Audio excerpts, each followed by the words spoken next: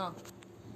Yes, so we have discussed what was government budget in the last class, as well as why you need government budget, or why a government need to plan budget. That was what we discussed in the last class. And also we have discussed what are the components of government budget, as well as the objectives, and also the types of government budget, that is the types of revenue deficit, types of deficit also, that is revenue deficit, fiscal deficit, as well as the primary deficit. Okay, so now we have to deal with, now we are actually moving on to the part called international economics. It is a separate portion that is dealing with economics, that is called international economics. So first of all, telling about international economics, we export and import things, right? Goods and services. So for that we need all currencies of all the nations. To whatever currency, to whichever country we export, or from whichever country we import, we need that country's currency. So all countries' currency has its own importance in an economy.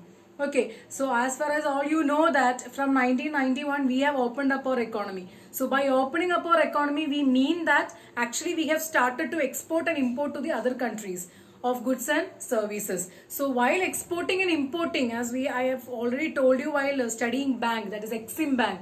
Exim Bank deals with the export and import of a country. So actually what that bank is dealing with is, they actually trade in, or you can say actually they they avail, or they facilitate the foreign exchange currency. That is the actual functioning of the Exim Bank. So we need foreign currency to do export and import. So that means a country needs foreign exchange reserves as well as foreign exchange currency for its functioning. So by that we are moving on to the foreign exchange or foreign exchange market. In short, we will call it as forex market.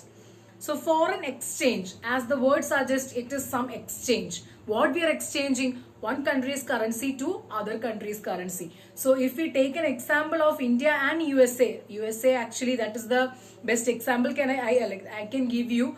By taking the example of USA uses US dollar in that country. We use Indian rupee. You all know that symbol. What is Indian rupee symbol? So whatever we have, suppose we are exporting things from India to USA. So what we will do is, we are exporting goods. So in return they have to pay us, right? So they have to pay us in rupees. Then only we can take some advantage of that payment. Otherwise, if you are getting in US dollar, we don't have any transactions going on here in India in terms of US dollar. So what they have to do is, they have to first convert the US dollar into our rupees. Then they have to pay us money.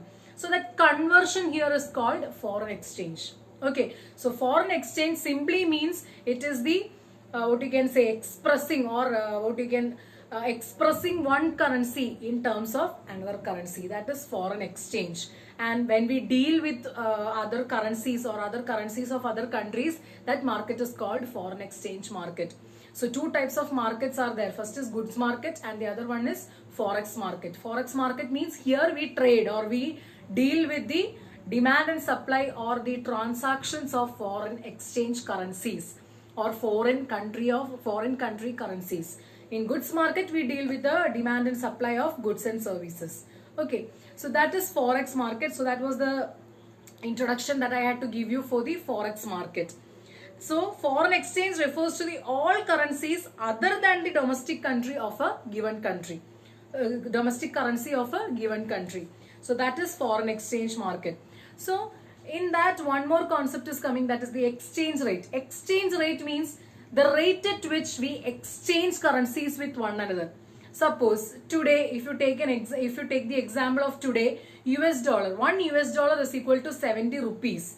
Okay, so that conversion is the exchange rate. If you want to get US dollar, 1 US dollar, you have to exchange 70 rupees.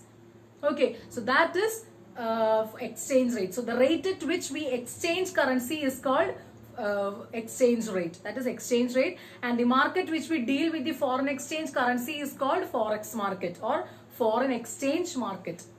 So that is foreign exchange market and exchange rate.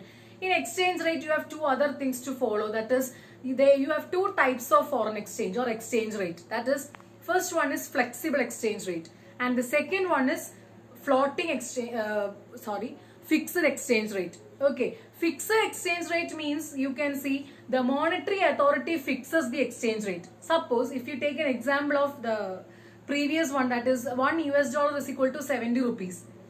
Under fixed exchange market, government or the monetary authority fixes this exchange rate.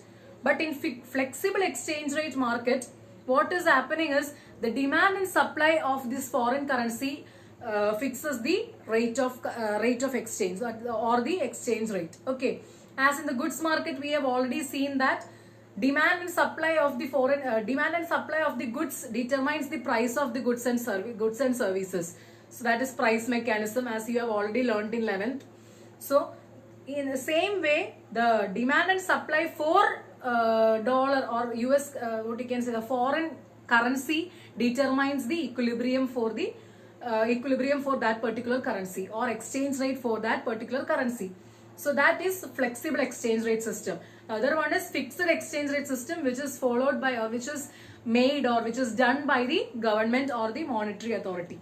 Okay. Now comes that is the introduction part of foreign exchange rate.